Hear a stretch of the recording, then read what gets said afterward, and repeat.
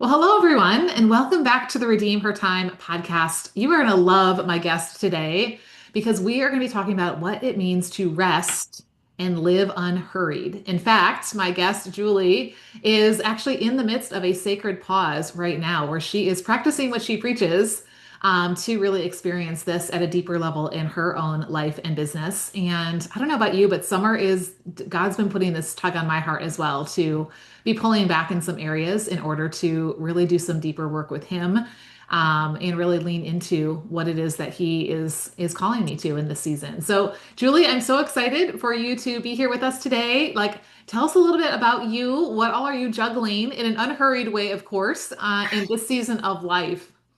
Oh, well, first of all, Alyssa, thank you for inviting me here. It's just an honor and a pleasure to be here. So I'm excited to have this conversation. I love that we are in this similar spot, taking a bit of a pause in this summer and just to be more present with our families and our loved ones. And so, gosh, I'm in the midst of this season of, I've just been recently remarried and I have grown kids who've left the nest and are still local, which is beautiful and wonderful.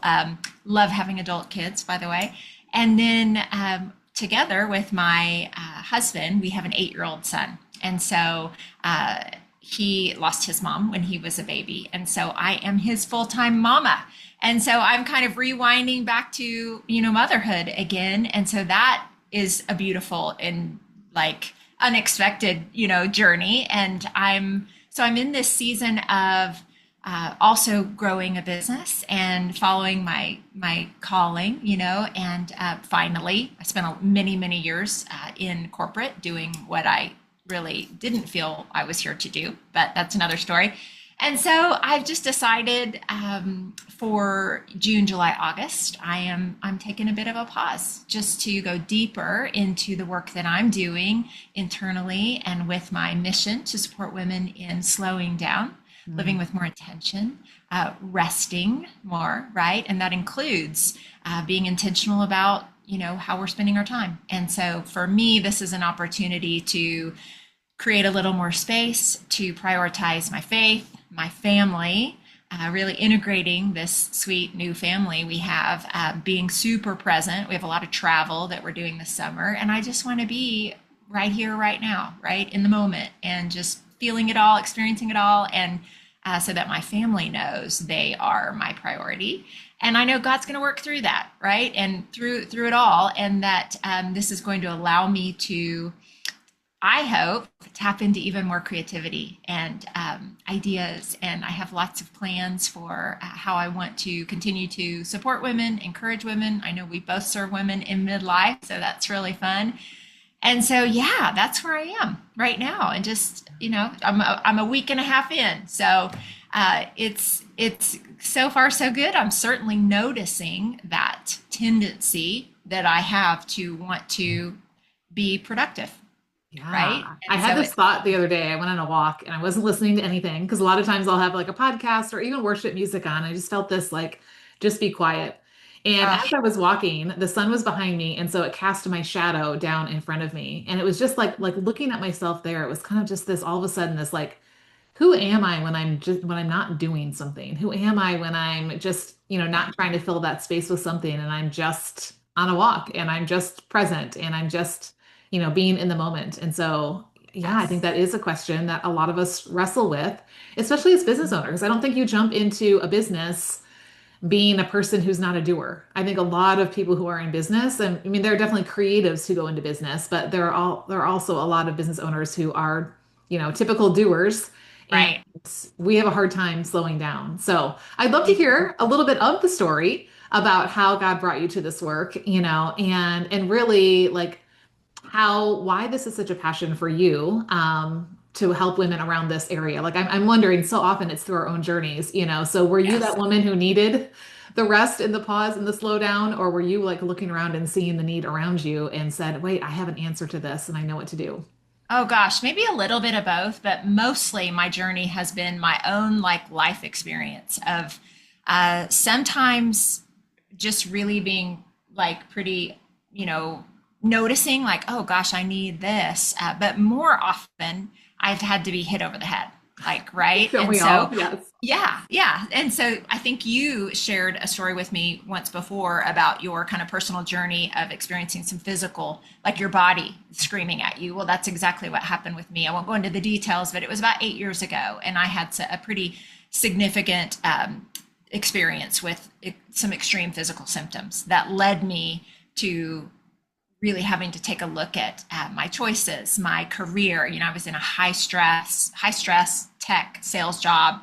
I was a single mom of teenagers. I thought I was doing everything right.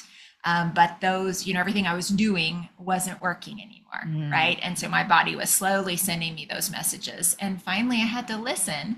I didn't have to listen. I chose to listen because I knew if I continued on that path, I believe that our bodies, if we don't listen, they'll finally get really loud, right? With disease, autoimmune, like crisis. And so I made the decision to make some different choices, right? To truly slow down my life significantly, to make some professional changes, to start to honor my body in a way that I hadn't before, even though I was doing all the right things, meditation, yoga, eating well, walking, all the things that exercising.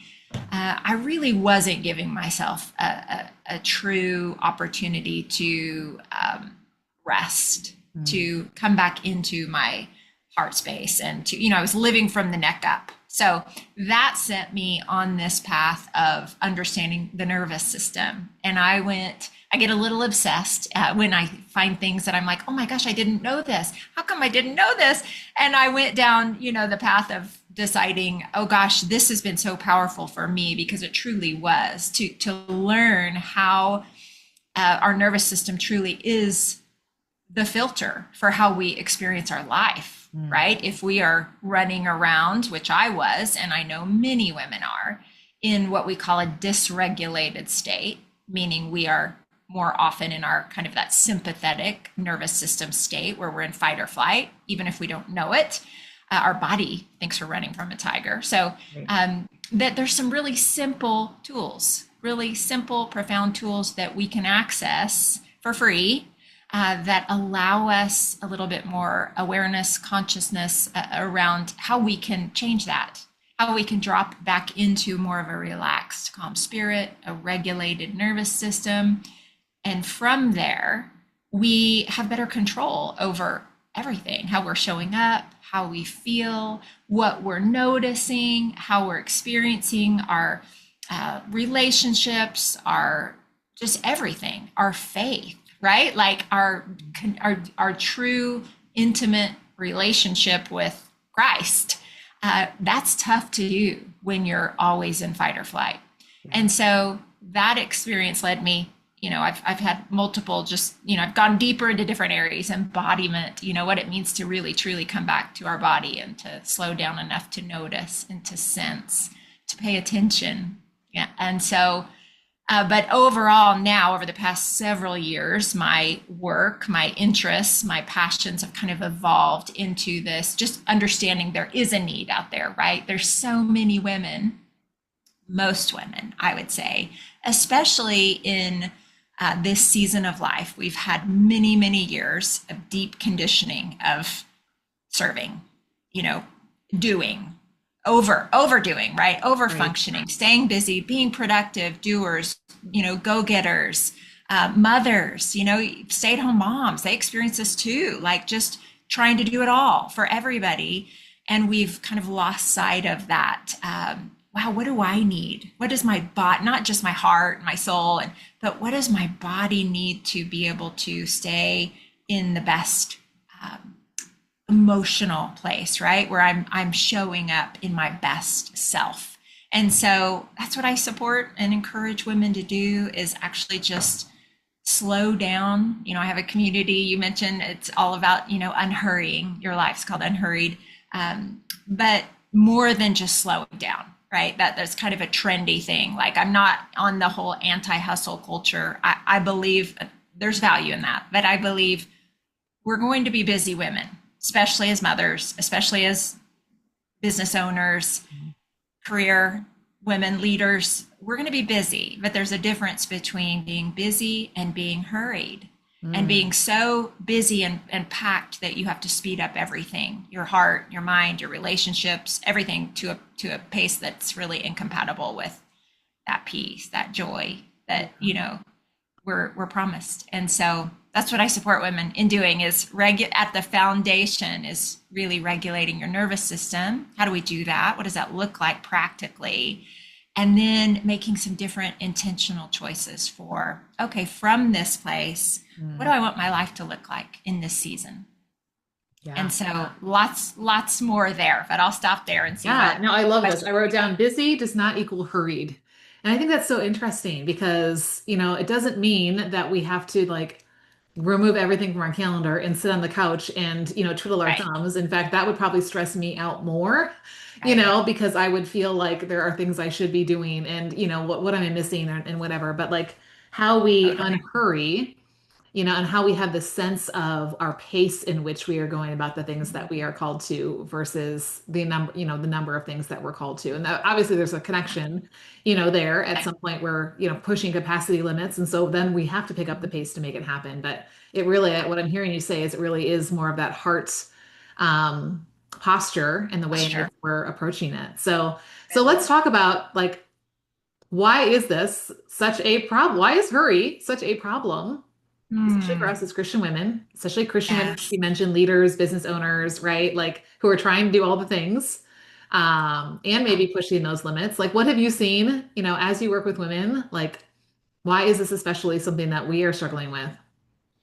I think it's this time in our modern world, right, where we are so I don't know. I think there's been a long history of women trying to maybe step into more than we are really designed to take on, but that's just our nature, I think. But I think especially now been through this wave of, we can, as women, do it all. We can be mothers, we can be career women, we can build businesses, we can do it all. We should be able to do it all. We can do it all, right? And there's a cost to that. And so why is this happening? Why, is it so prevalent today? I think it's a combination of, societal conditioning, family conditioning, right? But a lot of our inner thoughts, right? I think, at least the women that I've worked with, we have this deep seated like belief that we have that in order to be worthy, and Mm. our identity is wrapped up in how successful we are, how much we're doing, how great our kids are doing, how much, we're contributing, how much we're serving, like all of these external expectations that we've taken on, Yeah. right? And so, and once we get into that like rhythm of go, do, that's what our nervous system it gets used to that, right? And so that's what becomes our baseline. That's what becomes what's normal and safe. And our brain is just as, it wants to keep us safe, and the kind of the status quo. And so to then shift that is a bit of a challenge. And I see that too. Women like, gosh, I would love to slow down, and I love what you're talking about, but I can't. Like, I don't have the time, or I've got way too much going on. But a lot, so we have to almost like start with like building our awareness around like, what are those thoughts we have about what this would mean, what it would look like. And I have a ton of compassion for it, because it's something we all struggle with. And but I think at this, especially in this season of midlife, it really is a beautiful opportunity to not totally step back, like you said, and like just radically shift our life in big ways, but truly to maybe take a little small pause and go inward and ask yourself, like do some self-reflection, and like how everything that I've done has created the life I'm living today, right? So when I look ahead 10 years from now, is this the trajectory I want to stay on? And how's that going to feel? And am I going to be my best self? Am I going to show up for my family, for the work that God's called me to do in the best way? Or is there an opportunity to maybe make some small shifts? So I encourage women to just get really curious. Like, what would it look like if I actually had more space in my calendar? Mm. What would it feel like if I moved through my days at a little bit different pace, a little slower pace, where, that I actually had time for silence and solitude, for just those walks with God, without that feeling of like, oh, but I should be doing XYZ. How would it feel if when I'm with my children, that they actually feel my full presence? Yes. How would that shift my life, right? And so I think it's I just think it's a really sweet season that we're in. And for me, I had to wait till my mid 40s to finally go, okay, I want to do things differently. And not that, I'd had lots of blessings, lots of gifts, lots of heartaches, lots of really tumultuous times too. And I don't think slowing down equals an easier life, but I think it just helps prepare us to manage those storms a little bit easier and come from a more grounded, centered, connected place, regulated place, right? So I love that. Right. Because you're right. And you mentioned this, that where we are right now is the result of essentially how we've chosen to spend time up till now. yeah, Right. And when you yeah, think about the trajectory of if I keep going at this pace and maybe for a season, or for longer than just a season, we can sustain a little bit more, but yeah, eventually it will, like you said, there's a cost associated and it will always cost us more down the road. And it will probably cost us the things that really matter most, the relationships, our own yeah, sense of value and belief, our health, our ability to be present to these things that matter. And as I look, 10, 20 years down the road, and think about what I want things to look like, we have to start making those shifts and changes now that are going right. to set us up, like you said, for those things versus, yeah, getting there and then wondering why, yeah, either we're not seeing the things we wanted to see or we're certainly not feeling the way that we want to feel, and all of that. So let's talk a little bit about like how we actually get into this, because I know you talk about breath work as a spiritual practice and a Yeah, tool to regulate our nervous system. So I would love for you to kind of like you talk about like this, like coming back to our bodies, right? So like what yeah. exactly is that body work and that breath work? And I'd be really curious because there's a lot out there and a lot of people maybe consider things like this woo-woo or new age, like what are your thoughts, on that? I love that question. I have a lot of thoughts on it, and I'll keep it really simple and concise. And that is, I believe, there's all kinds of things that, the new age or that might be considered more woo woo. There's beautiful things from Eastern traditions that, that are super beneficial, right, to our bodies and to our spirits and our minds. But I think specifically when it comes to breath work, like I want to like reclaim this as God's design, right? Because God breathed life into us and he gave us this beautifully simple tool, our breath.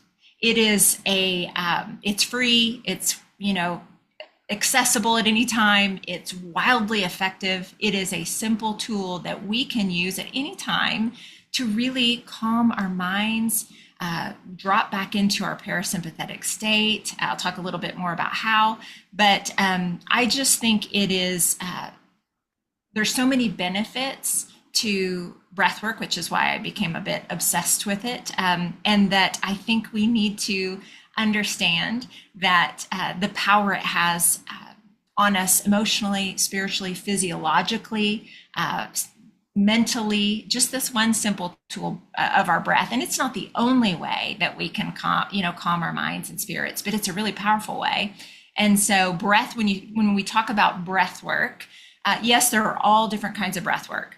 I like to think of it as just really any conscious manipulation of our breathing for any reason, right? So we breathe automatically. It's controlled by our autonomic nervous system. But when we bring our attention, our awareness to our breath, we can use it as a tool to get out of that sympathetic state, which most of us are in. Science research shows us or tells us that 8 out of 10 adults are breathing improperly.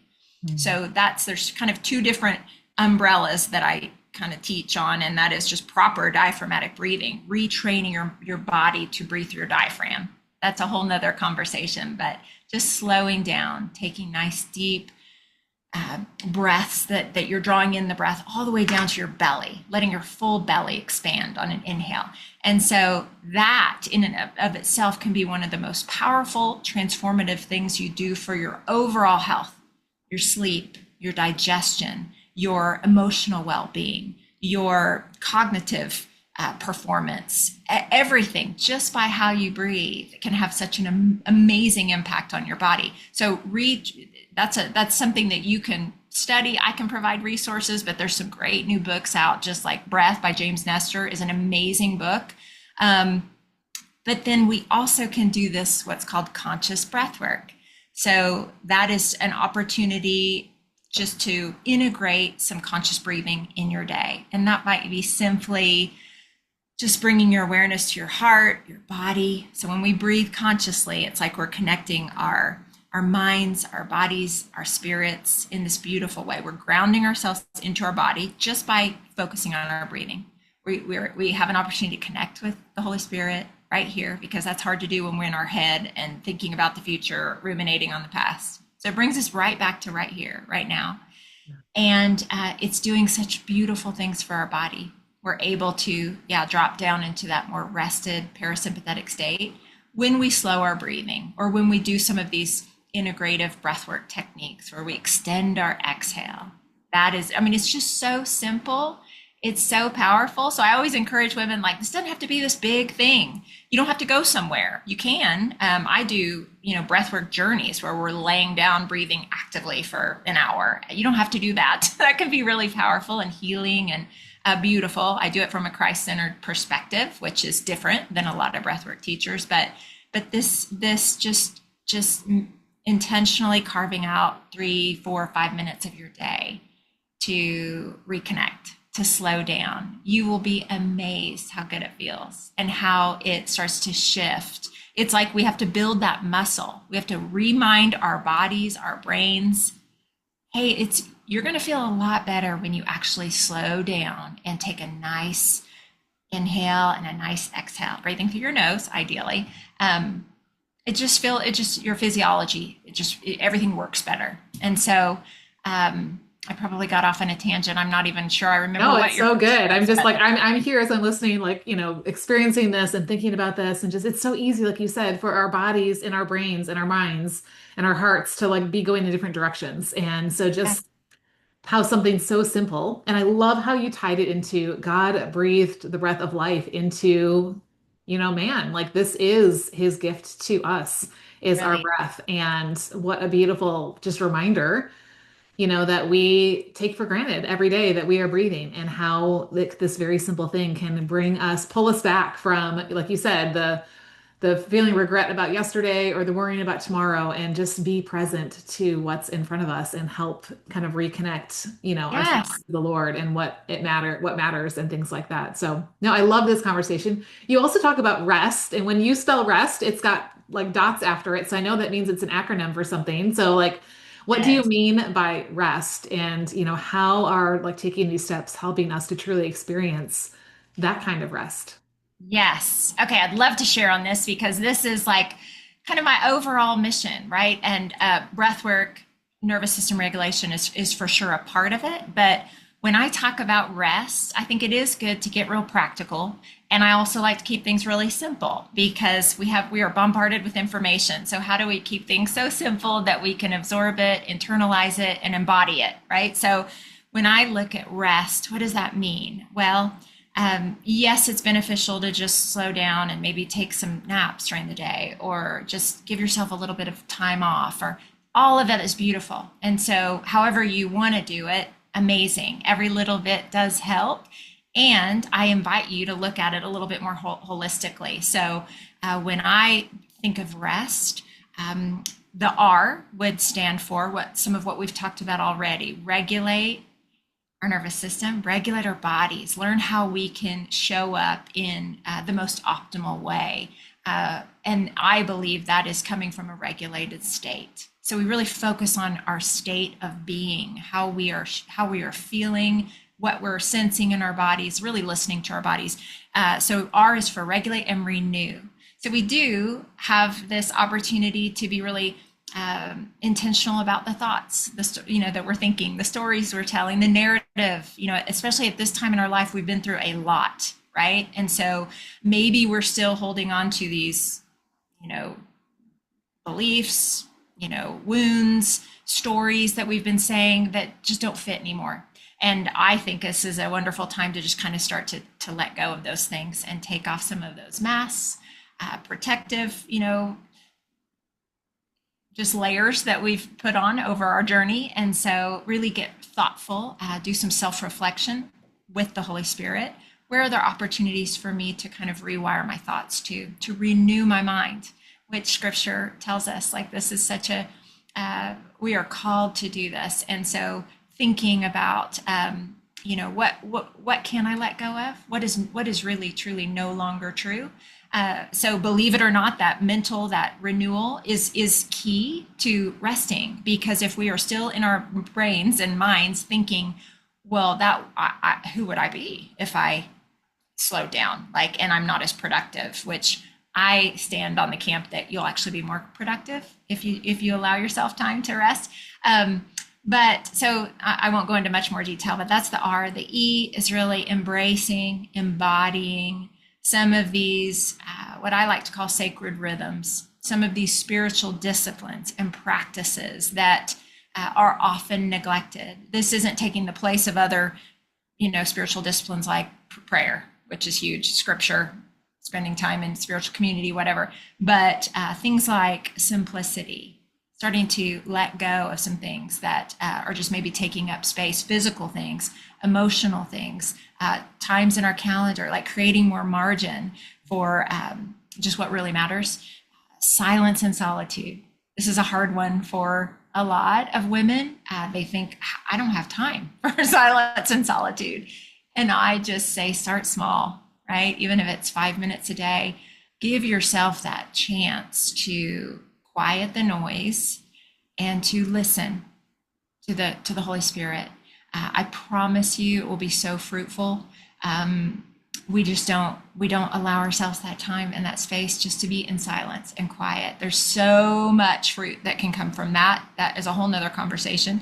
And then I talk a little bit about Sabbath too. And when I talk about Sabbath, it's not from a religious, legalistic lens. It's truly from a just an intentional time of true rest, whether that's a full day, which is beautiful, of rest, or carving out like a Sabbath walk or a Sabbath morning.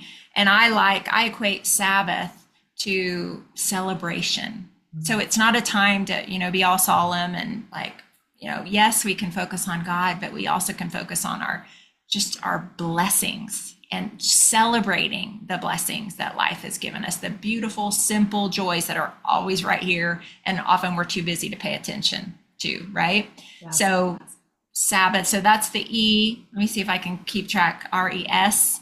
S is what we've talked about already. Slow down, slowing down, to live more unhurried, to live with intention, to create space for some of those things that maybe have fallen off, like we've forgotten that we actually enjoy whatever it is. We enjoy dancing, or we enjoy just really good conversations with friends, or we enjoy whatever. It's like this is a season of coming back home to who God created us to be, who we really are, without all the expectations and masks and all that. So it's coming back to more of that authentic, true, slowing down enough to remember what do I like? Who am I? Who am I? Yeah. Right? And how do we do that unless we give ourselves time and space to remember that, to self-reflect? And then the T is just trusting in the peace, the presence of God as we do this work. So it's that reminder that we're not alone in it. If you're a believer, you have this beautiful helper, this advocate with you. And I think there's nothing more powerful than reminding ourselves on a daily basis that, oh gosh, I can surrender. I can trust, I can let go. And believe it or not, that practice, that daily practice of surrender, that's also helping us calm our nervous system. It's like telling our brain, you do not have to be in control. You do not have to keep us safe. And so it's not easy. I mean, that sounds like a lot, but it's really not. It's like these little simple practical steps, but all things that are powerful, so powerful in supporting us and making some even some small shifts that over time will be massive, right? And That will that's what I allow. want to ask you about because number one, a lot of my audience says, I don't have time, like, and we feel the constraints of time. We feel the limits of time. We feel, like I don't have time for me. When would I have time for me? Those kinds of things. But what I'm hearing from you is this time really does have a good roadie, a good return on time invested. So like kind of convince us if we are convincing ourselves or telling ourselves we don't have time, how we don't have time not to make time. Even like you said, just 5 minutes a day, how can that affect not only our time, but also our return on time invested? Yeah. So let me think how I want to respond to that. I will say probably a lot of what I'm going to share, we already know, and you probably teach a lot in the work that you do. And that is we all have an opportunity to be a bit more intentional with how we are stewarding our time.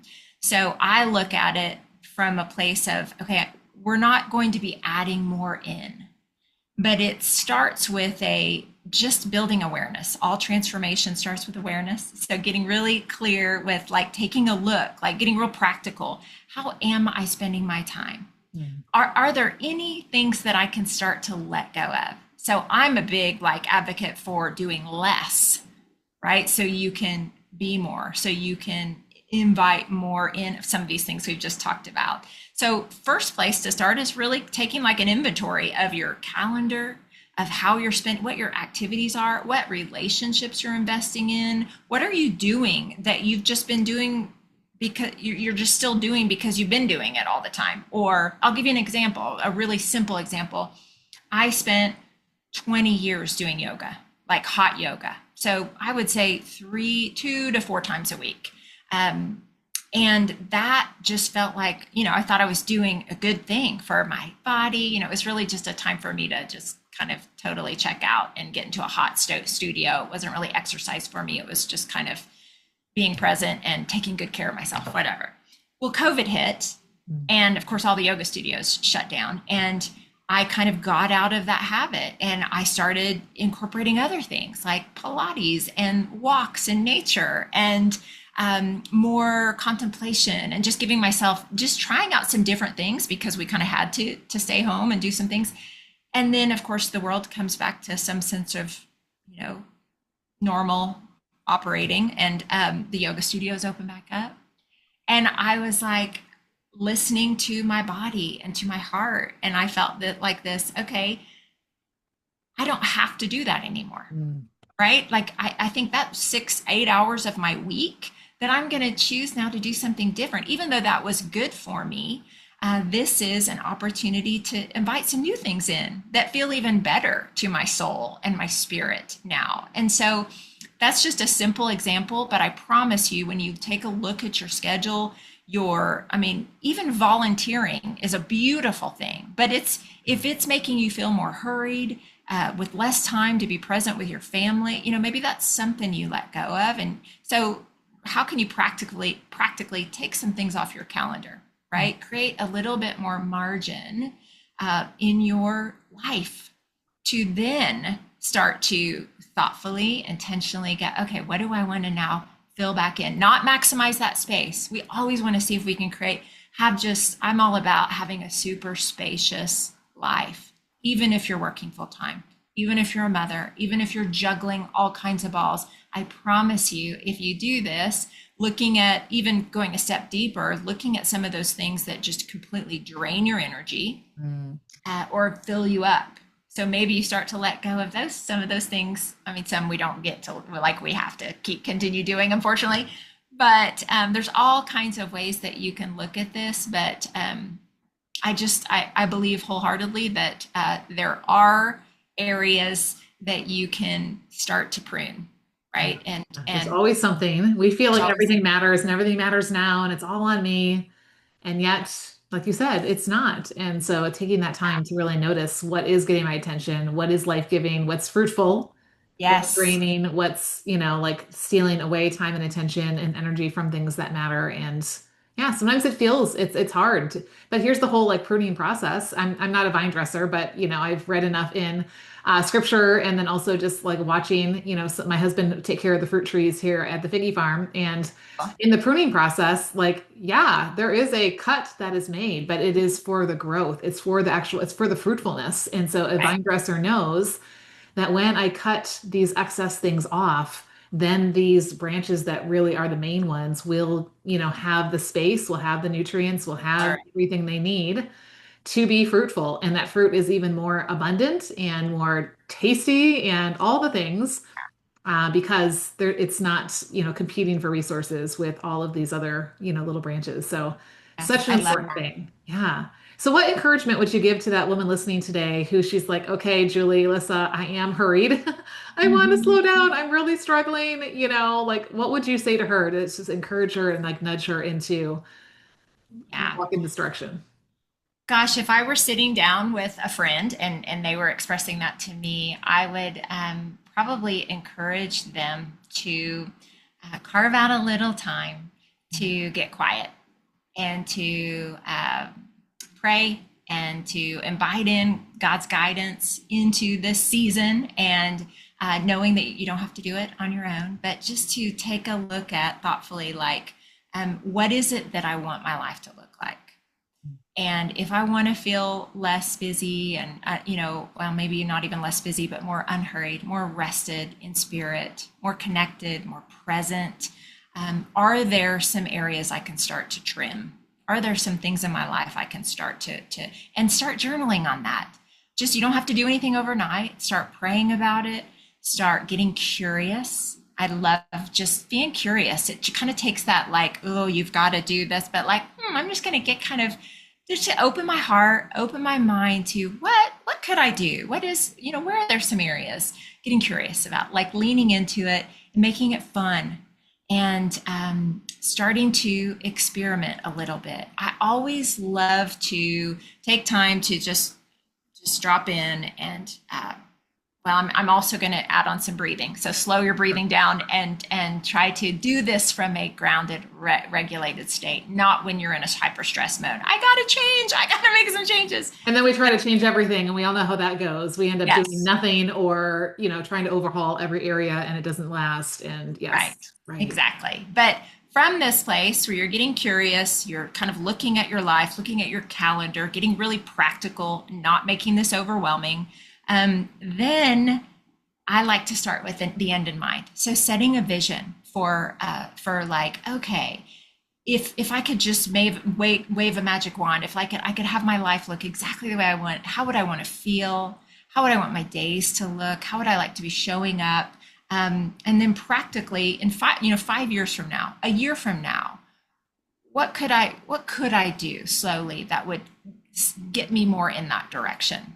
And so just taking some small steps. I'm a big like 1% change every day because we know over time, over a year, that adds up to what, 30, I think it's like 37%. And it has a compound effect. It like Right. accumulates as it goes, right? Yeah. So we don't have to put all this pressure on ourselves. This isn't about like doing more and adding more, trying to be better. I love self-development and self-improvement and all that, but um, this is more about soul care Mm. and the inner work that I think is necessary to live this fruitful, joyful, peaceful life. It's not about becoming some better version of ourselves, but a truer version of ourselves. So giving ourselves that time, that space to just get a bit more intentional.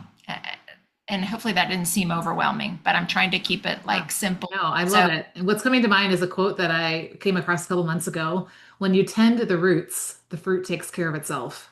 So mm, often we want to focus on all the shiny objects and all this stuff out here and right what we want it to look like. And it's like, any tree, right, is it's the roots first, and it's those roots that are, grounded in the Lord and in in what it is, where it is that He has planted you, that are going to allow that fruit to come. And trees are not running around the forest trying to find a better spot, and they're not trying to rush the growth process. They're Yeah. just there for the ride. The roots go down, and they know that, God is bringing the growth to make them go up. And so it's just, yeah, Yeah. finally focusing, coming back to those roots and really focusing on that. So I love this. We could talk all day. You're so refreshing to talk to. And so I've been blessed. And I know that those are listening today are blessed. And yet, right, this isn't the end of the work. Like maybe we've just kind of started to, like get some awareness, or start thinking about, like, with curiosity, what this could look like, and really Yeah. could I slow down even with all the things that are on my plate right now and all of that. So, what's a resource that you have to share? What would be a great next step for someone who wants to, really go deeper in this and also get some Mhm. support around this? Okay, so I have some great free resources. So I have a newsletter that I send out every Sunday. And so you can just go to my website, which is mindfulhouse.com. And there'll be a little, whatever, opt in, that pops up. And so with that, you'll get access to some of my favorite breathwork techniques. So I actually have little videos, and those will be really powerful, just like 3 to 5 minutes a day to help you just get into that calm, relaxed state in your nervous system. And so that's newsletter, some of those tips. I also have just a really low price course if you want to go a little bit deeper into a lot of the areas that I've talked about. We go deep into like our state, our story, our space, internal and external space.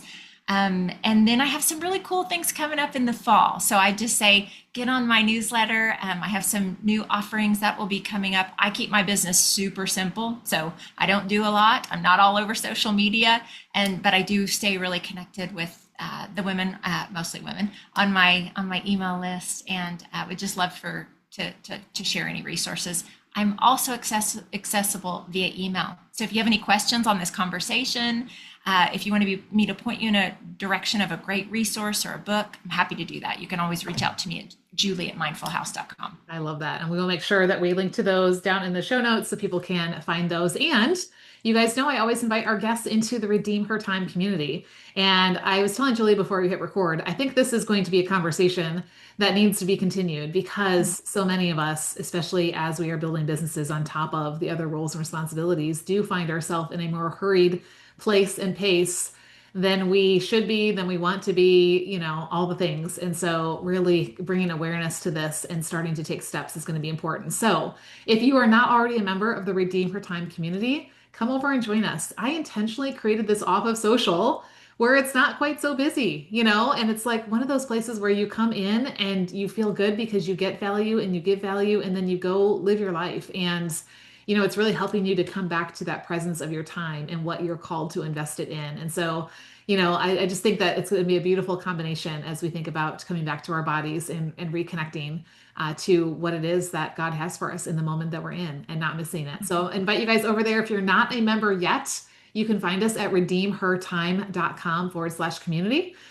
Or you can head to my website. There's a link on there as well that will get you in the door. So thank you so much, Julie, for being on this conversation. I shared with you before we hit record that I am in an intentional pause over these months as well, and there is a lot of fruitfulness that comes from not trying to produce something all the time. And so, thank you for your reminder of that truth and for your direction in that way as well. So, I know, right, that you are pulling back from some things, but what are some things that it is going to be time for as you look ahead over these summer months of during your sacred pause?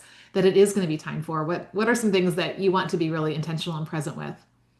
As far as during this Mhm. like sacred pause I'm on, so I'm carving out more time for meditation and contemplation. For me, that's a Christian form of meditation, and so I'm actually in a deep program to become a spiritual director, which is just like a spiritual guide or companion to other women on the spiritual journey. And so I am going deeper into that, doing a lot of studying and spiritual retreats, and that's feeling really, really good. I'm just prioritizing my family in every way that I can. We're doing a lot of travel this summer, and just to get to go on those trips and just be fully present and do if I just want to read a novel and or just take a beautiful walk, whatever, I'm just going to allow myself to be fully here and present.